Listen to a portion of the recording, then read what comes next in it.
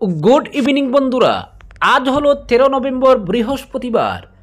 আজকের সন্ধ্যার বরাক উপত্যকা তথা আসামের গুরুত্বপূর্ণ বিশেষ বিশেষ খবরগুলি হলো: ভাড়াটে কখনো মালিকানা দাবি করতে পারেন না, নজিরবিহীন রায় সুপ্রিম কোর্টের। খেকড়া গুলবাগানে সোড়ার উপর সেতু নির্মাণে ঠিকাদারের ব্যর্থতায় দুর্ভোগ জনগণের। ফেসবুকে কৈবর্ত সমাজকে অপমান, হাইলাকান্দির যুবকের বিরুদ্ধে মামলা। দলাইয়ে 120 জন রোগীকে মুখ্যমন্ত্রী ত্রাণ তহবিলের চেক বিলি বিধায়ক নিহার রঞ্জনের। এবং সর্বশেষ খবরটি হল, নিলামবাজার হাসপাতালের সার্বিক উন্নয়নে গুচ্ছ প্রস্তাব পরিচালনা কমিটির সভায়। পঞ্চায়েত নির্বাচনে দেওয়া প্রতিশ্রুতি পূরণ করতে মুখ্যমন্ত্রীর দৃষ্টি আকর্ষণ। এবারে শুনুন বিস্তারিত খবর। প্রতিদিনের সকাল সন্ধ্যার গুরুত্বপূর্ণ সংবাদ সবার আগে পেতে নতুন এই চ্যানেলটি অবশ্যই সাবস্ক্রাইব করুন। সম্পত্তি সংক্রান্ত মামলায় নজিরবিহীন রায় দিল সুপ্রিম কোর্ট। শীর্ষ আদালত জানালো, কোনো ব্যক্তি যদি ভাড়ার চুক্তিপত্রে সই করেন তবে পরে তিনি সেই সম্পত্তির মালিকানা দাবি করতে পারেন না। আদালতের স্পষ্ট পর্যবেক্ষণ, ভাড়াটে হিসেবে চুক্তি করা মানেই তিনি বাড়ির মালিককে স্বীকৃতি দিচ্ছেন। এরপর তার মালিকানা নিয়ে প্রশ্ন তোলার অধিকার আর থাকে না। বিচারপতি জে কে মহেশ্বরী ও বিচারপতি কে বিনোদ চন্দ্রনের ডিভিশন বেঞ্চ এই রায় দিয়েছে। মামলাটি শুরু হয়েছিল প্রায় এক দশক আগে। জ্যোতি শর্মা বনাম বিষ্ণু গোয়েল নামে একটি দোকানের মালিকানা নিয়ে শুরু হয় বিবাদ। ঘটনা 1953 সালের। রামজি দাস নামে এক ব্যক্তি নিজের দোকান ভাড়া দেন। বছর গোড়ায় উত্তরসূরিরাও সেই ভাড়া পান। 1999 সালে রামজি দাসের পুত্রবধূ জ্যোতি শর্মা উইল ও সম্পত্তির দলিলের মাধ্যমে দোকানের মালিকানা পান।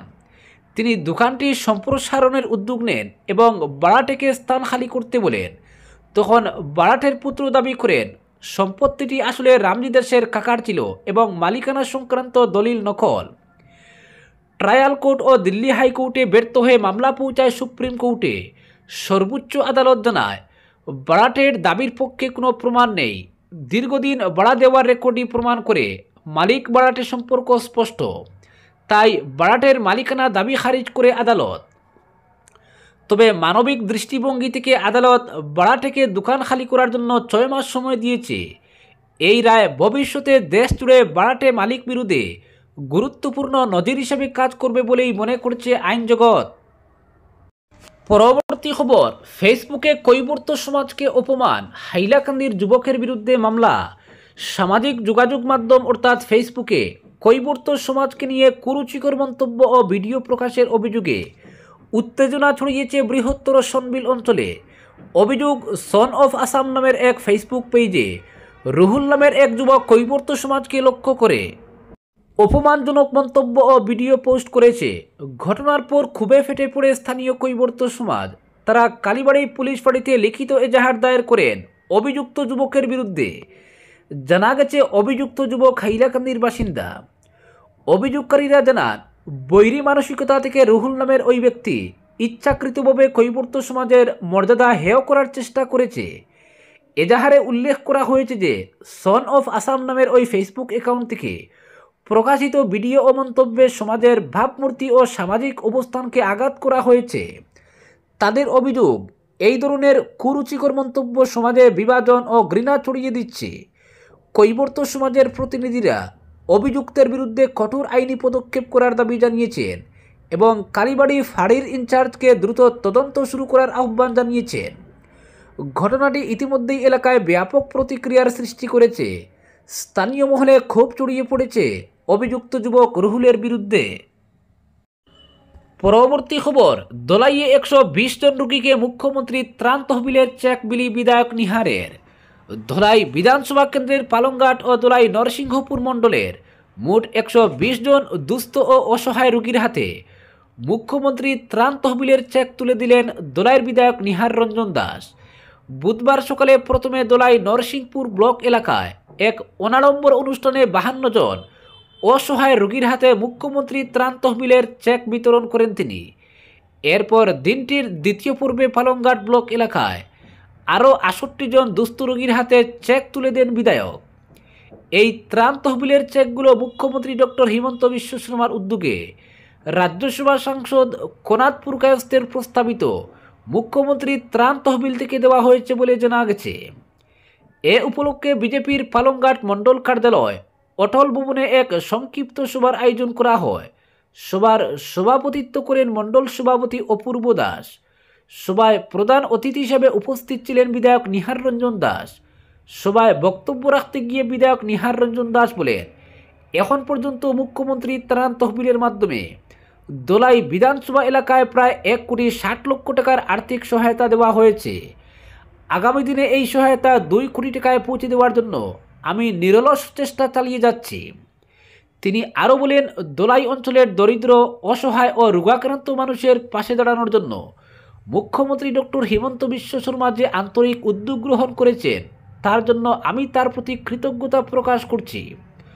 অনুষ্ঠানে বিজেপির কাছাড় জেলা সম্পাদক পরেশ তাঁতি তার বক্তব্যে উপনির্বাচনের পর থেকে অত্যন্ত অল্প সময়ের মধ্যে দোলাই বিধানসভা কেন্দ্রের উন্নয়নে বিধায়ক নিহার রঞ্জন দাসের সক্রিয় ভূমিকা নেওয়ার কথা উল্লেখ করেন। এদিনের সভায় উপস্থিত ছিলেন বিজেপির ওবিসি মোর্চার রাজ্য কমিটির কোষাধ্যক্ষ কৃষ্ণজীবন দেবনাথ, প্রাক্তন মণ্ডল সভাপতি সুমেন দাস ও সুবোধ রঞ্জন দাস, এছাড়া মণ্ডলের সাধারণ সম্পাদক দীপক রায় সহ বহু কর্মী ও স্থানীয় বাসিন্দারা অনুষ্ঠানে যোগ দেন। পরবর্তী খবর, নিলামবাজার হাসপাতালের সার্বিক উন্নয়নে গুচ্ছ প্রস্তাব পরিচালন কমিটির সভায়। নিলামবাজার হাসপাতালের সার্বিক উন্নয়নে গুচ্ছ পরিকল্পনা নেওয়া হয়েছে পরিচালন কমিটির সভায়। হাসপাতালের একাধিক জ্বলন্ত সমস্যা সহ দীর্ঘদিন ধরেই ভগ্নদশায় থাকা চিকিৎসক ও নার্সদের কোয়ার্টারগুলো নির্মাণ সহ হাসপাতালের যাবতীয় সমস্যার সমাধানে স্বাস্থ্যমন্ত্রী সহ বিভাগীয় ঊর্ধ্বতন কর্তৃপক্ষের হস্তক্ষেপ কামনা করেছেন কমিটির কর্মকর্তারা। নির্ধারিত সূচি অনুযায়ী বেলা 2টা নাগাদ নিলামবাজার হাসপাতাল পরিচালন কমিটির এক সভা হয় হাসপাতালের কনফারেন্স হলে। কমিটির চেয়ারম্যান তথা নিলামবাজার জেলা পরিষদ সদস্য অভিজিৎ রায়ের পৌরোহিত্যে সভার উদ্দেশ্য ব্যাখ্যা করেন হাসপাতালের in-charge SDMO and HO doctor Manoj Katar. দীর্ঘদিন ধরেই হাসপাতালের চিকিৎসক ও নার্সদের ভগ্নদশায় থাকা কোয়ার্টারগুলোর জন্য চরম ভোগান্তিতে পড়তে হচ্ছে। হাসপাতাল ক্যাম্পাসের ভিতরে অবৈধ গাড়ি পার্কিং, পুরনো ফার্নিচার সহ পরিকাঠামোগত উন্নতি খুবই প্রয়োজন। সেই সঙ্গে হাসপাতালের 3 জন সাফাই কর্মীর মধ্যে স্থায়ী সাফাই কর্মী সম্প্রতি মারা যাওয়ায় 2 জন অস্থায়ী কর্মী দ্বারা সুচারুরূপে হাসপাতাল পরিষ্কার রাখাটা মুশকিল হয়ে পড়েছে। পরিচালন কমিটির সভায় হাসপাতালের যাবতীয় সমস্যার কথা তুলে ধরে কমিটির পূর্ণ সহযোগিতা কামনা করেন তিনি। কমিটির প্রতিজন কর্মকর্তা জানান, দীর্ঘদিন ধরেই হাসপাতালের চিকিৎসক ও নার্সের কোয়ার্টারগুলি বেহাল ও ভগ্নদশাপ্রাপ্ত অবস্থায় রয়েছে। সরকারি আবাসগুলিতে চিকিৎসক ও নার্সরা থাকার অযোগ্য হয়ে পড়েছে।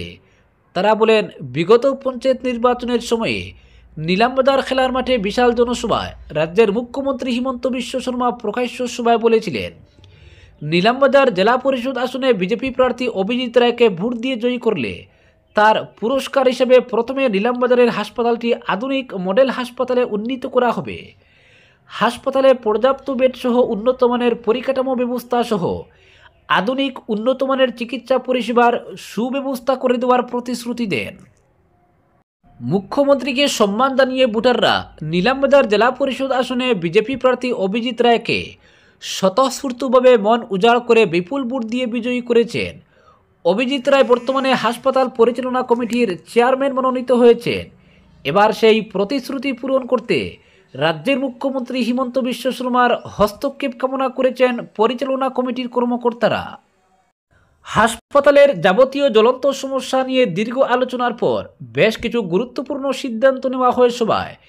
এতে হাসপাতালের ক্যাম্পাসের ভিতরে অবৈধভাবে পার্কিং বন্ধ করা, কম করেও 2 জন বন্দুকধারী পুলিশ কর্মী নিয়োজিত করা, সব দিক নিরীক্ষণের জন্য আরও সিসিটিভি ক্যামেরা স্থাপন করা, হাসপাতালের আউটডোর সহ যাবতীয় চিকিৎসা পরিষেবা উন্নতি করা, পুরো হাসপাতালে নতুন করে রং দেওয়ার ব্যবস্থা করা, নিলামবাজার এলাকার মুমূর্ষ রোগী বহনে অ্যাম্বুলেন্সের চালক নিয়োগ করা, সবগুলি খালি পদ পূরণ করা, অস্থায়ী 2 জনের সঙ্গে আরেকজন সাফাই কর্মী নিয়োগ দিয়ে হাসপাতালটি পরিষ্কার ও পরিচ্ছন্ন করে রাখা, হাসপাতালের নতুন কিছু চেয়ার টেবিল কেনার ব্যবস্থা করা, জল জমাট বেঁধে কাদায় একাকার চিকিৎসক ও নার্সদের কোয়ার্টারে যাতায়াতে চরম ভোগান্তি নির্মূল করতে প্রয়োজনীয় ব্যবস্থা নেওয়া, হাসপাতালের রোগীদের সহায়তায় প্রয়োজনীয় বস্তু কেনার ব্যবস্থা করা, হাসপাতালে নিয়োজিত সব কজন অস্থায়ী কর্মীর মাসিক ভাতা দেওয়ার ব্যবস্থা করা সহ হাসপাতালের যাবতীয় সমস্যার সমাধান ও ভগ্নদশাপ্রাপ্ত কোয়ার্টারগুলি অতি শীঘ্রই নির্মাণের ব্যবস্থা করতে